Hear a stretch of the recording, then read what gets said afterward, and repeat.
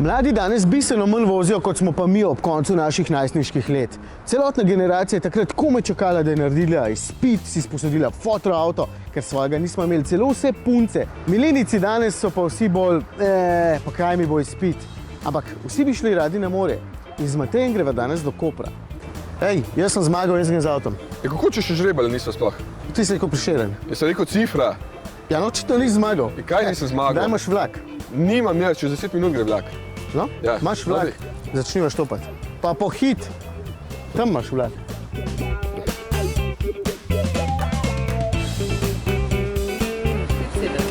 Sedem, hvala. To je vlak, ne?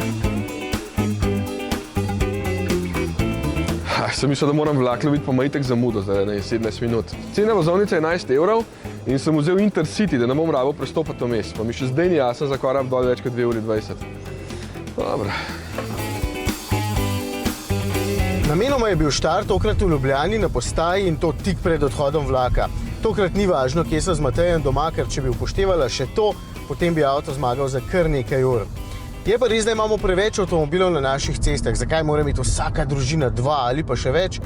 Potem pa je takšna gneča povsod, sploh po mestih.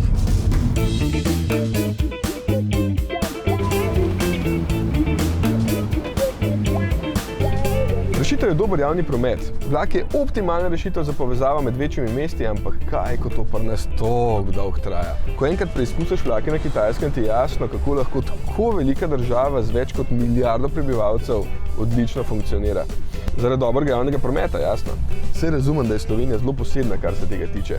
Pri nas smo v vrhu v Evropi po hišah na prebivalca in vsaka vas pač ne more imeti železnice. Vseeno pa bi vsaj tista, ki je, lahko bila malo sodobnejša. Še dobro, da imamo fine avtoceste.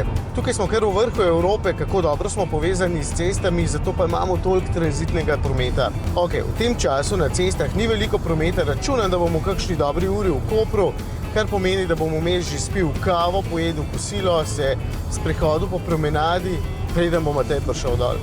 Z menjalnikom DSG in s tempomatom je vožnja res na easy. Seveda, moram biti tudi jaz zbran, s sistemom nikoli ne dajajte vodilne vloge pri vožnji, tukaj so samo zato, da vam pomagajo. K sreči sem pa samo v avtu, ker me danes nekaj napenja.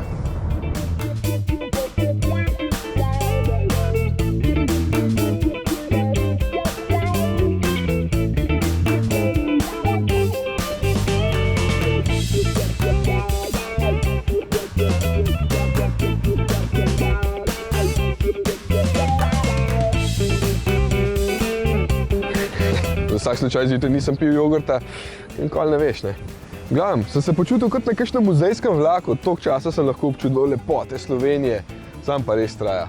153 km je dolga pot, pa vlak se pelje zelo počas, pa veliko postankov naredi, kljub temu, da je Intercity. In zdaj vem, da me že tamle že čaka, vprašanje pa koliko časa me čaka. Evo, več kot ura pa pol razlike. Jaz sem vmes že avto zluftal. Drag izlet je tole ratal. Kava, na kosil sem mogel, ok, parking sem zastonj najdel. Bogi revče, kaj pa gorivo, pa vinjeta? Gorivo, manj kot 6 litrov sem jo porabil, 100 km, to je manj kot tvoja karta. Če bi bila 2 v avtu, bi bilo 3-krat ceneje kot tvoja karta. Še kot da si bolj eko ti z avtom. Seveda. Avta nisi upošteval, koliko stane, pa ne vem, koliko je recimo strošek registracije. Ja, ne moreš tako. A si ti upošteval, koliko denarja si kot plačeval že dal v Slovenske železnice? Saj nisem sam jaz dal. Ja, no. Dobro, ok, daj greva. Čak, pejti z avtobusom, grem jaz z avtom, ker me zanima, če je hitreje. Pa daj ne da se mi zdaj še tisti. Čak, šef je rekel, za naslednjo oddajo, evo.